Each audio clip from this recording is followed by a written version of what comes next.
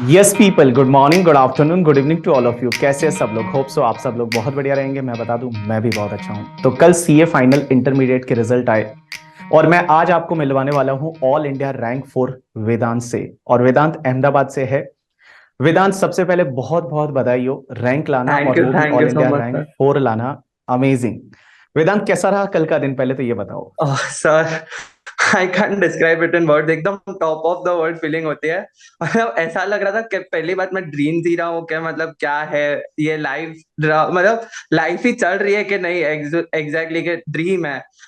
मतलब इतने सारे कॉल्स, मतलब मेरा पूरा जो कॉल लॉग था वो स्पैम हो गया, एंड इतने सारे कॉन्ग्रेचुलेशंस के मैसेजेस। वहां पर अभी तक मैं मैसेजेस के रिप्लाई कर रहा हूँ। Very good, very good. तो कैसे पता चला कल ऑल इंडिया रैंक 4 आई है वो? सर एक्चुअली में तो ऐसा था, मेरा मेन मोटिव तो था कि मतलब मेरे को पास करना है अल्टीमेटली एंड अपना बेस्ट देना है। तो मैंने तो देखा रिजल्ट, एंड ग्रुप वन में पास देखा एंड ग्रुप टू में पास देखा। सो आई वाज लाइक, मैं जंप करने लगा घर पे कि भाई पास हो गया, पास हो गया, पास हो गया। मैंने टोटल वगैरह कुछ नहीं देखा, ठीक है। एंड जो फैमिली ग्रुप है ना हमारा, उसमें मैंने स्क्रीनशॉट भेजा कि I have cleared and it's finally CA Vedant Kshatriya. ठीक है, तो मेरी दीदी ने मेरा टोटल देखा। तो इट वाज 607। तो फिर उनका कॉल आया कि भाई तू रैंक तो चेक कर, तू पास पास ये सब तू बोल रहे, तो एटलीस्ट रैंक तो चेक कर। तो फिर उन्होंने ही कॉल पे चेक करके बताया कि ऑल इंडिया रैंक 4 है, and everyone then was in tears. Very good, very good. अभी तक मैंने सुना मिठाई वगैरह बट रही है। हाँ सर, अभी तो मतलब अभी चल ही रहा है। अभी पेरेंट्स भी मतलब इतना बिजी हो गए ना, उनको भी इतने कॉल्स आ रहे हैं सब रिलेटिव्स वगैरह के, क्योंकि I am the first C in my family obviously. तो वो थोड़ा सा हो जाता है कि वो लोग कर रहे हैं, मतलब मिठाई वगैरह बांट रहे हैं, but it's even their success and they deserve the true credit to enjoy this. Exactly exactly। तो वेदांत, पापा क्या करते हैं आपके? सर एक्चुअली में my father is a businessman, उनका क्लोथ्स का बिजनेस है। अच्छा, very good. So Vedant, like बहुत सारे बच्चों के ये डाउट रहते हैं कि आपकी जो लास्ट की 6 मंथ की जो स्ट्रेटेजी थी वो कैसे हम्म। थी, क्या थी? कैसे अपने सोशल मीडिया पे रहे या नहीं रहे? एक बहुत ज्यादा क्वेश्चन रहता है, मेरे को बहुत बार लगता है कि नहीं रहना चाहिए। मैं हमेशा ये एडवाइस करता हूँ कि हाँ। ज्यादा नहीं रहना चाहिए, आपको अपने पे कंट्रोल होना चाहिए। बिकॉज बहुत तो सारे बच्चे सर, ऐसे होते हैं, कंट्रोल ही नहीं होता उनका अपने पे। सर मेरा तो ऐसा था, कंट्रोल तो हो जाता था, बट एक हम्म। सॉर्ट ऑफ लाइक जेलसी होती थी लोगों को देख के। मतलब वो इंस्टाग्राम पे पोस्ट आ रहे हैं ना कॉन्स्टेंटली के ये भाई, वो कोई उदयपुर घूम रहा है, कोई दुबई घूम रहा है, और हम लोग रूम में बैठ के खाली सीए फाइनल का पढ़े जा रहे, पढ़े जा रहे, और उसका कोई अंत ही नहीं आ रहा, क्योंकि 3 साल बहुत लंबा फेज होता है। ट्रू। और उसमें भी लेक्चर्स वगैरह, आर्टिकलशिप पे जाना, और उसमें ब्रेक्स वगैरह बहुत ही ओकेजनल मिलता है। तो ट्रू। इसलिए मैंने सोशल मीडिया पर्सनली ऑफ रख दिया था लास्ट के 1 ईयर में। ओ। जो इंस्टाग्राम है, हम्म। लिंक्डइन, ये सब चालू था। इंस्टाग्राम ऑफ था, स्नैपचैट वगैरह, व्हाट्सएप भी इवन 6 मंथ्स में बंद कर दिया था, लास्ट के 6 मंथ्स में। एंड टेलीग्राम मेरा चालू था, टेलीग्राम के, ताकि मैं अपने फ्रेंड्स के साथ कनेक्ट कर पाऊँ एंड डाउट्स वगैरह कुछ भी हो तो मैं रिजॉल्व कर पाऊँ। And exactly. As regards to 6 month strategy, तो इनिशियली मेरे 6 मंथ्स में जाने से पहले सारे लेक्चर्स हो गए थे। खाली आईडीटी का मेरा ऐसा था कि मेरे को थोड़ा सेल्फ स्टडी करना था थ्रू रिवीजन वीडियोस।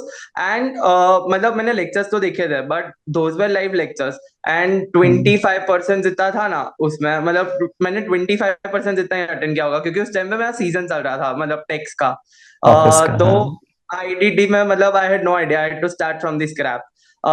तो उसमें ऐसा था कि मैंने स्टार्ट तो कर दिया था अप्रैल में, मतलब सेल्फ स्टडी ऑलमोस्ट। मेरी साथ में आर्टिकलशिप भी चल रही थी, मेरे को मई से स्टडी लीव मिली थी, राइट।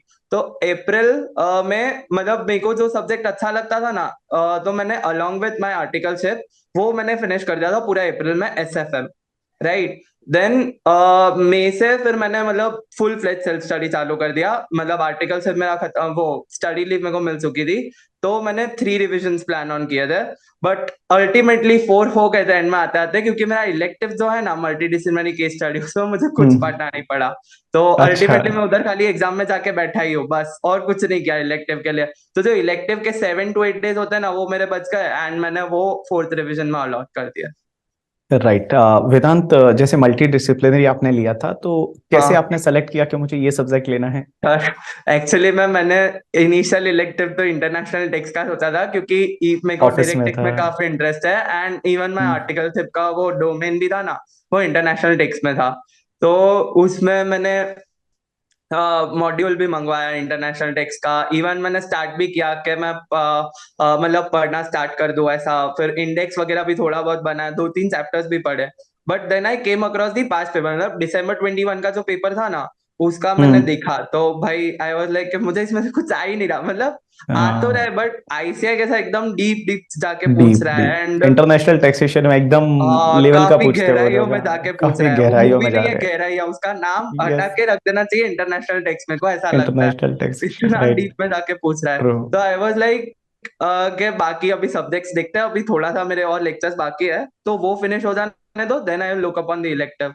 तो मेरे को इलेक्टिव में तो कुछ समझ नहीं आ रहा था। मेरा ऐसा था कि मैं बाकी जो 7 सब्जेक्ट्स में मेहनत कर रहा हूँ ना, वो मैं पर्सनली इलेक्टिव के लिए तो नहीं कर पाऊंगा। तो लास्ट ऑप्शन वाज कि मल्टीडिसिप्लिनरी केस स्टडी ले लेते हैं, सातों सब्जेक्ट का मिक्स आ जाएगा, तो अल्टीमेटली 7 सब्जेक्ट में पढ़ना तो है ही, तो ये भी निकल जाएगा ऐसा। एंड पास पेपर्स भी मेरे को ऐसा लगा कि मैं मैनेज तो कर ही लूंगा एटलीस्ट। नहीं ट्रू। नहीं तो ट्रू। वर्स्ट केस सिनेरियो में I will be able to manage 40 और 50 आउट ऑफ इट। वाह, कितने आए अभी? Sir 80 marks. Very good, 80 marks आए। दैट्स वेरी हाँ। नाइस। और वेदांत, लाइक जैसे ऑफिस आपने आर्टिकलशिप अपनी अहमदाबाद से ही की, हाँ सर, अहमदाबाद से। और आर्टिकलशिप का एक्सपीरियंस कैसा रहा? और अ, आर्टिकलशिप के एक्सपीरियंस ने आपकी जो पढ़ाई है उसमें कैसे हेल्प की, या पढ़ाई ने आर्टिकलशिप में कैसे हेल्प की आपके साथ? हाँ तो सर, मेरा जो आर्टिकलशिप में डोमेन था ना, मैंने इधर एक लोकल फर्म है जीके चॉक्सी एंड कंपनी, उसमें मेरा डोमेन था टैक्स, और उसमें भी नीश फील्ड थी इंटरनेशनल टैक्स की। तो उसमें मेरा जो वर्क स्कोप था ना, उसमें ट्रांसफर प्राइसिंग ऑडिट्स थे, टैक्स ऑडिट्स थे, सारे असेसमेंट्स थे, देन अपील्स, मतलब सीआईटी लेवल पे फाइल करना था, फॉर्म 35 जो होता है ना, वाह। वो था उसमें। एंड अपार्ट फ्रॉम दैट बाकी ड्यू डिलिजेंस असाइनमेंट्स, उसमें टैक्स एस्पेक्ट जो होता है ना वो था। एंड जो mergers and acquisitions and corporate restructurings होता है ना, उसमें जो एडवाइजरी का होता है ना, उसमें मतलब मेरा ये मेनली वर्क स्कोप था। तो उसमें I was able to relate everything that you taught, right. जैसे कि आपने इंटरनेशनल टेक्स पढ़ा था, एकदम ट्रांसफर प्राइसिंग में स्पेसिफिकली रिमेंबर दिस, कि आपने बोला था कि हम लोग ये जो डेटा निकालते हैं ना टीएनएमएम के लिए, वो हम प्रोवेस आईक्यू से प्रोग्रेस निकालते हैं। के, और हाँ, मैंने राइट। ऑलरेडी प्रोवेस आईक्यू पे काम कर रखा था, तो I could true. Relate this with my studies, कि भाई हाँ एग्जैक्टली प्रोवेस आईक्यू से ही निकलता है, एंड टीएनएमएम में बेंचमार्क हम ऐसे ही करता है। तो ट्रू।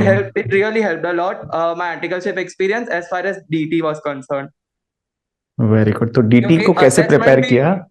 क्या, हाँ, तो सर मैं असेसमेंट का क्या बोल रहे हैं आप? असेसमेंट में भी ऐसा था कि मोस्टली स्टूडेंट्स को दिक्कत आती है ना डीटी में, तो वो लोग PGVP TDS TCS to a certain extent handle कर लेता है, but hmm. Assessment is like a burden some to students, कि मतलब नहीं ट्रू। हैंडल हो पाता, क्योंकि it is ultimately theory. But उसमें ट्रू। भी मतलब मेरे को ऑलमोस्ट याद था पूरा प्रोसीजर जो फ्लो होता है ना असेसमेंट का, कि ये सब होता है, क्योंकि मैंने आर्टिकलशिप में कर रखा था, तो इट बिकेम स्मूथ। ऐसा मेरे को इतना एफर्ट्स एक्स्ट्रा नहीं डालने पड़े एज फार एज वो पार्ट इज कंसर्न। यस। तो अपन आते हैं फिर अपने सब्जेक्ट पे, डीटी पे। तो डीटी हाँ। आपने जो पेपर नंबर 7 को कैसे प्रिपेयर किया? और बहुत सारे बच्चों का ये डाउट आता है, सर लास्ट डेट पे रिवाइज ही नहीं होता है, तो कैसे हाँ। लास्ट डे पे आपने रिवाइज किया? तो सर डीटी में तो मैं बोलूंगा गो टू मंत्रा, और go to mantra should be compact and compiler, there is nothing best material than this. मतलब सर का डायलॉग मैं फिर से रिपीट करना चाहूंगा कि कॉम्पैक्ट 2 बार घोट लो तो 60+ तो पक्के ही है। तो तो मतलब वही मैंने कॉम्पैक्ट और कंपाइलर दोनों मतलब थ्रू आउट किया था। कंपाइलर पे थोड़ा कम फोकस था मेरा, एज आई वाज लाइक कि मेरे को प्रोविजन आएंगे, then I will be able to solve तो क्वेश्चंस इवेंचुअली। ठीक है। और आईसीआई ने अभी एमसीक्यू बेस्ड पेपर्स भी कर दिया है, तो एमसीक्यूज में they focus more upon provisions. ठीक है। एस टू यस। एस यस। एमसीक्यूज भी रिपीट मोस्टली रेयरली होता है, हमारे एग्जाम में तो रेयरली। रिपीट भी नहीं था शायद। तो आई वुड एडवाइस के कॉम्पैक्ट, मतलब जैसे कि एबीसी कैटेगरी सब करते हैं, ठीक है, इवन मैंने भी किया था, but for A category chapters आप क्वेश्चंस प्लस प्रोविजंस दोनों कर लो। ठीक है। बी कैटेगरी में भी you can do selective questions as well as provisions. And for C category, and this is what I am talking about for second and third revision, for true. First when you are reading the subject for the first time you have to do everything, there is no everything. मतलब alternative for that. And सी जो सी category chapters हो गए, like for example मेरे लिए ऐसा था penalties and prosecution हो गया, फिर ये हम्म। इंटरनेशनल टेक्स के पीछे के 3 चैप्टर्स हो गए, उसमें हम्म। अगर आप प्रोविजंस भी कर लो ना, and in case you tend to skip questions because DT is very vast, it is not true. Humanly it is humanly impossible to cover everything when it comes to DT. And 1.5 days में तो sir DT में तो बहुत हालत खराब हुई थी. तो वही है कि सी कैटेगरी में even if you do provisions and ignore the questions for a while then it's okay. हाँ, तो वेदांत, जैसा कि आपका ऑडिट का पेपर है, वो कहीं ना कहीं पे ऑडिट के पेपर से पहले, जैसा आपने बताया, आप बीमार हो गए थे, तो बहुत हाँ सारे बच्चे ऐसे होते हैं जब एग्जाम दे रहे होते हैं, या तो कभी हेल्थ इशू आ जाता है या मेंटली अपने आप को इतना स्ट्रांगली फील नहीं कर पाते, और उसकी वजह से पेपर खराब हो जाता है और फिर बोलते हैं हम ब्लैंक हो गए एंड ऑल. तो कैसे डील करना चाहिए ऐसी सिचुएशन में, और आपने कैसे डील किया? तो सर एक्चुअली में क्या हुआ था, मैं एसएफएम का पेपर दे के आया था. मेरे एफआर और एसएफएम अच्छे गए थे. बट फिर बाद में मेरे को मतलब सर्दी से स्टार्ट हुआ था इनिशियली. तो डैड ने बोला कि एटलीस्ट कुछ मेडिसिन तो ले ले, देखो हील हो जाएगा जल्दी. बट आई वाज लाइक कि नहीं, मैं मेडिसिन तो नहीं लूंगा क्योंकि फिर मैं सो जाऊंगा अगर मेडिसिन लूंगा तो. And I have to prepare for this subject.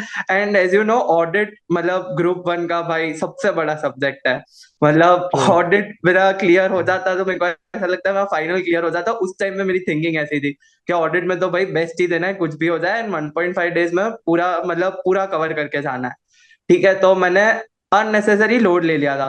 तो उसके कारण क्या हुआ कि हमको जो लीव मिलती है ना वो एग्जाम से पहले, तो उस दिन हम्म. मेरी तबीयत खराब हो गई. एंड इवन एग्जाम डे पे आई हैड फीवर. ठीक है. हम्म. तो मैं उसके कारण मतलब इतना अच्छी तरह प्रिपेयर नहीं कर पाया. मैंने थोड़ा बहुत किया था, जैसे कि जो चैप्टर्स है A category and B category chapters में करके गया था. बट सी कैटेगरी में नहीं कवर कर पाया था ऑनेस्टली. एंड बी कैटेगरी भी मैंने यूं ही मतलब पेजेस पलटा ही थे, मैं इतना पढ़ नहीं पाया था अच्छी तरह. ठीक है. तो बस उस टाइम पे मेरे को मैं खुद घबरा गया था कि whether I will be able to perform in the exams और नॉट. तो पेरेंट्स ने यही बोला कि भाई तूने 3 बार पढ़ा हुआ है ये सब्जेक्ट, तो तू अपने इंस्टिंक्ट्स पे ट्रस्ट रख. इवन सबकॉन्शियस माइंड भी कुछ होता है, तो that will work and that will definitely पे of. You have done hard work in the past. It doesn't matter कि आपने 1.5 डे में अच्छी तरह कवर नहीं किया ये सब्जेक्ट. ठीक है, आपके सबकॉन्शियस माइंड इतना अच्छा वर्क करेगा ना एग्जाम में, एंड अल्टीमेटली रिजल्ट पे आपके रिफ्लेक्ट हो ही जाएगा अगर आपने पास में अगर हार्ड वर्क करके रखा हुआ है तो. ट्रू. तो तो बस एक बार अगर पढ़ रखा है पहले, तो कहीं ना कहीं उस दिन याद आ जाता है अपने को एग्जाम हाँ में. मतलब वो सबकॉन्शियस माइंड अपने अब खुद को अंडर एस्टिमेट कर लेते हैं कि यार 1.5 डे में तो मैंने पढ़ा ही हम्म. नहीं है, मेरे को याद ही नहीं आएगा. ठीक है, बट यो मैं ऐसा नहीं बोल रहा कि आप पूरा यूं छोड़ के चले जाओ. आपको सब कुछ कवर करने का ट्राई करना है 1.5 डेज में. बट सीए फाइनल वॉल्यूमनेस है, ठीक है, कुछ ना कुछ तो छूटेगा. तो वो जो छूट रहा है ना उसमें आपको अपने को मतलब जो गट फीलिंग है ना एंड जो अपना सबकॉन्शियस माइंड है ना उस पर ट्रस्ट रखना है. एंड ऐसा ही बोलना है खुद को कि भाई मैंने पिछली 3 बार करके रखा ही है एंड ये मेरे को अल्टीमेटली एग्जाम में याद आना ही है even if I skip this topic. True. True. True. Okay, like Vedant, अपनी हॉबीज जो है, बिकॉज हाँ. पढ़ाई के साथ साथ क्या चीज करना आपको पसंद है, और क्या पढ़ते टाइम करते थे वो सब चीजें, या छोड़ दी थी? तो सर एक्चुअली में कैसा हुआ था सीए में मतलब नोन नोशन है कि भाई अगर आपने एनरोल करा है ना तो आपको 15 से 16 घंटे तो पढ़ना ही है और ऐसा सब मतलब आपको कंटिन्यूअसली पढ़ना है. But I would like to correct this just a bit कि आपको पढ़ना तो है, मतलब your primary focus should be studies. ठीक है, बट अपार्ट फ्रॉम दैट आपको साथ में अपनी जो हॉबीज है उनको भूलना नहीं है. क्योंकि अब कितना चलाओगे 15 से 16 घंटा, वो सस्टेनेबल ही नहीं है. ज्यादा से ज्यादा 1-2 महीना, देन आप इतना थक जाओगे ना कि आपका आगे पढ़ने का मन ही नहीं करेगा. So I would like to say कि even if you are going 10 to 11 hours a day it's fine. And साथ में कोई हॉबी रखो, मतलब जैसे कि मेरा ऐसा होता था कि कोई भी फिजिकल एक्टिविटी हो गया, be playing cricket, badminton, volleyball और इवन लॉन टेनिस और even jogging for a while अगर कोई खेल नहीं रहा है मेरे दोस्तों में से. तो मेरा ऐसा ही था 6 मंथ्स में, मतलब मैंने एक भी दिन मिस नहीं किया होगा हार्डली. मतलब थोड़ा बहुत अगर फेस्टिवल्स में अटेंड करने होते थे तो मैं नहीं जाता था, मतलब फिर वो हॉबी का टाइम मैं फेस्टिवल्स में दे देता था. And even you won't believe मैंने एग्जाम टाइम पे भी वॉकिंग, ब्रिस्क वॉकिंग जो होता है ना वो 10 to 15 मिनट्स मैंने चालू रखा था. क्योंकि वेरी गुड. वो आपके माइंड को रिजुवनेट कर देता है एट द एंड, ट्रू. और कुछ नहीं. तो ऐसा वेरी. नहीं है कि आपने सीए ऑप्ट किया है तो आपको कंटिन्यूअसली बुक्स में घुसे रहना है. Simultaneously you can enjoy your hobbies but your primary focus should be studies. Very good. Okay Vedant, like अभी आगे फ्यूचर का क्या प्लान है, और लाइक क्या करना है अभी? तो सर मैंने तो वैसे मेरा इंटरेस्ट है ना मैनेजमेंट कंसल्टेंसी के टुवर्ड्स ज्यादा है. वो जो अच्छा. मैनेजमेंट कंसल्टिंग कंपनीज है ना Bain BCG, BCG and all, McKinsey, हाँ. तो वो मैं ट्राई करूंगा. और हम्म. मेरा CFA लेवल 1 भी साथ में क्लियर्ड है. तो अगर मेरे को वाह। अगर इन्वेस्टमेंट बैंकिंग में भी अपॉर्चुनिटीज मिलती है ना, तो I surely hmm. Pursue that. Sure, मेरे को भी आपका सीवी भेजना। मेरे दो तीन स्टूडेंट हैं जो बीसीजी मैकेंजी में काम श्योर करते हैं, श्योर वो भी सर। रैंकर थे लास्ट अटेम्प्ट वाले, लास्ट टू लास्ट वाले। तो श्योर काफी लोग श्योर। काम करते हैं, तो surely I will recommend them. और उसके बाद में लाइक अभी जो है आगे पढ़ने का कोई मन नहीं है बिल्कुल कि भाई चलो तो अभी सर सीए कर मैंने लिया? प्लान ऑन तो किया था कि मैं मई 23 में CFA लेवल 2 दूंगा। But hmm. सर अभी तो मैंने वेकेशन के बाद बुक्स को, मतलब एग्जाम के बाद बुक्स को हाथ तक नहीं लगाया इवन। मतलब ऐसा ही था मेरा प्लान, मैंने डिसाइड ही कर लिया था स्टडी लीव में कि मैं वेकेशन में घर आऊंगा तो सिर्फ सोने आऊंगा, बस बाकी हम्म। पूरा दिन मैं बाहर हूँ और मुझे कोई नहीं रोकने वाला। और तो सर अभी तो मेरे को रीडिंग हैबिट भी छूट गई है। I only read newspaper for hardly 30 minutes और 45 मिनट्स अ डे। ठीक है, तो मेरे को अभी नई जॉब भी लगेगी तो उसमें सेटल इन होने में थोड़ा टाइम जाएगा। तो लेट्स सी कि CFA में अभी कैसे आगे परस्यू करता हूँ। वैसे कैसे प्लान तो मैं, यूटिलाइज किए लास्ट के 2 महीने, क्या मजे किए ये बताओ अहमदाबाद अरे में? सर वैसे तो ऑफिस तो चालू ही था साथ में। तो हम्म। 11 to 6 मतलब मैंने फिर बोल दिया था कि भाई अब तो क्या है, अब थोड़ा सा तो जी लेने दो। तो 11 to 6 में ऑफिस जाता था। वैसे अच्छा। ऑर्डिनरीली मतलब post my study leave 11 to 7 वो लोग बिठाते थे। ठीक है, तो 11 to 6 में ऑफिस जाता था। फिर उसके बाद मतलब बाकी सारे क्लासेस मेरे चालू हो गए थे, जैसे कि मेरे को टेनिस सीखना था तो मैंने टेनिस साथ अच्छा। में चालू रखा। फिर उसके बाद मेरे को डांस भी सीखना था, इवन मेरा डांस बहुत वीक है। वाह तो ग्रेट। मैंने डांस क्लासेस भी साथ में मैं सुबह सुबह जाता था। एंड फिर घर पे आके खाना खा के दोस्तों के साथ हैंग आउट करने चले जाता था। हैंग आउट में कौन सी जगह अच्छी है मतलब अहमदाबाद में? आई थिंक वो अभी तो वो बन गया है ना वो। अरे तो क्या? सिंधु भवन रोड है ना, उधर बहुत सारे कैफेज है। हाँ वैसे हाँ तो हाँ। हम लोग कभी यूं निकल गए क्या, कोई कैफे वगैरह चले गए, कोई रात को हम्म। नाइट शो होता है तो मूवी देखने चले गए सब दोस्त वगैरह या फिर ऐसा। पुराने तो अहमदाबाद चले मतलब गए कहीं जिन पे, लोगों मानक के साथ चौक मैं वगैरह उस कैसा, साइड में? उधर कभी गए सर मानक चौक? और उस साइड भी बहुत सारी हाँ चीजें मानिक खाने की चौक सर मिलती मेरे है। घर के पास में ही है। वो एक्चुअली अच्छा में अच्छा कैसा अच्छा। होता है, मानिक चौक में तो 9 से 12 सपोज आपका शो है मूवी का, ठीक है, तो आपने हम्म। वो देख लिया लेट नाइट शो। फिर उसके बाद मानिक चौक चले जाने का। उधर जो मतलब 1 बजे वो चालू होता है एंड 2:30 to 3 अराउंड चलता है। एंड जो मतलब भीड़ होती है, जो रश होता है रात को 1 बजे भी लोग खाने वाले, तो वो भी बहुत फन एक्टिविटी है। वो भी मैं मतलब मानिक चौक तो काफी बार गया हुआ।